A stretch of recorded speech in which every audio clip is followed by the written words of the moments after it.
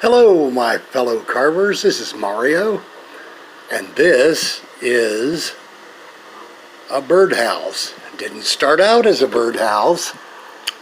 Started out from a suggestion by Kenny Earrings 1 on a YouTube channel. I'll repeat that, giving him a shout out. Kenny Earrings 1. He's from Montreal, and he made a dice tower. What it does, doesn't have a top up here, but inside it has angles of wood cut. You drop your dice down, and they roll down, and they roll out into a little catch basin.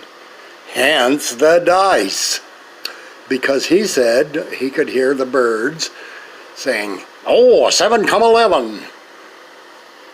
Playing craps. So I carved it to make it look like stonework and some windows, and on top I have 2 gargoyles, one shaped like a bear